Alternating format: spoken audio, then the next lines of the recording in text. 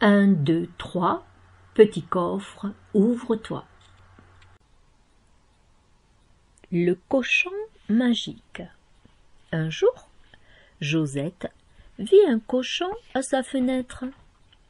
Elle s'approcha pour le caresser. « Bonjour cochon, tu es beau, je suis sûre que tu es magique. » Hop, elle sauta sur le dos de l'animal, puis ils partirent au trot, tous les deux, l'une dessus, l'autre dessous.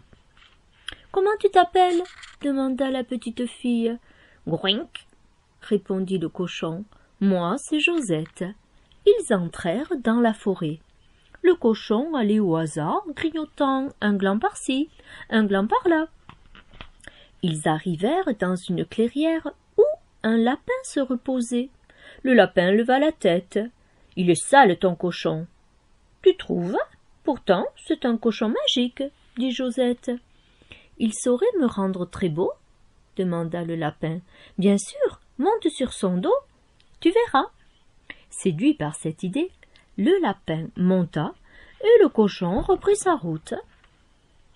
Il était bientôt midi.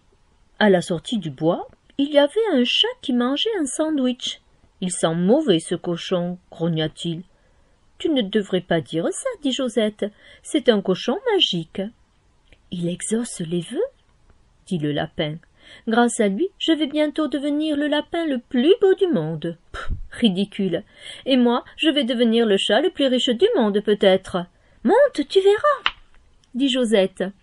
Le chat hésita un moment, puis sauta sur le dos du cochon. « Après tout, je n'ai rien à perdre. » Le cochon, le lapin, le chat et Josette se mirent en route. Ils traversèrent une rivière. De l'autre côté, il y avait un chien qui jouait de la guitare. « Coink » dit le cochon. Le chien s'interrompit. « Il a l'air bête, ce cochon. »« Peut-être, » répliqua Josette, « mais ça n'a pas d'importance, c'est un cochon magique. Il peut te rendre très beau ou très riche, par exemple, » dit le lapin.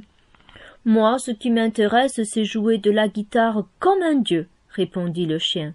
« C'est possible aussi, » dit le chat, qui ne voulait pas passer pour un ignorant. « Allez, monte » dit Josette. Le chien ne se fit pas prier et se hissa sur le dos du cochon. Une petite fille, un lapin, un chat, un chien et une guitare sur le dos, ça faisait lourd pour le cochon qui suait à grosses gouttes. Il porta tout ce monde pendant un moment, puis s'effondra dans un pré à côté d'un âne. « Hé, cochon, relève-toi » cria Josette. « Il est épuisé, ton cochon, » dit l'âne. « Pourtant il est magique, » répondit Josette. « Ça n'empêche pas d'être fatigué, » insista l'âne. « Mais on ne va pas rester ici, la nuit va tomber, » dit Josette. « Tu veux bien le porter un moment pour qu'il se repose ?»« Je me baisse, fais-le grimper, » répondit l'âne. L'âne se mit en route. Il marchait en tête, le cochon sur le dos. Les autres suivaient. « Je vous dépose où ?» demanda-t-il. « Coink » répondit le cochon. « Conduis-nous à la ville, » dit Josette. « On va dîner là-bas. »« Alors comme ça, il est magique, ce cochon ?» continua l'âne. « Oui, » répondit le chien. « Grâce à lui, je jouerai bientôt de la guitare comme un dieu. »« Moi, je vais devenir super riche, » dit le chat. « Et moi, super beau, » ajouta le lapin. « Mon rêve à moi, c'est d'être célèbre, » avoua l'âne. Lorsque les amis entrèrent dans la ville, tout le monde était fatigué, sauf l'âne. « Tout droit ?» demanda-t-il. « Coink » répondit le cochon. Un petit garçon, les voyant arriver, fut pris d'un énorme fou rire. Des gens se penchèrent aux fenêtres, puis ils commencèrent à rire à leur tour et descendirent dans la rue pour voir l'âne.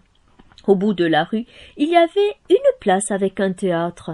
L'âne monta les marches du perron et entra, suivi par une foule surexcitée.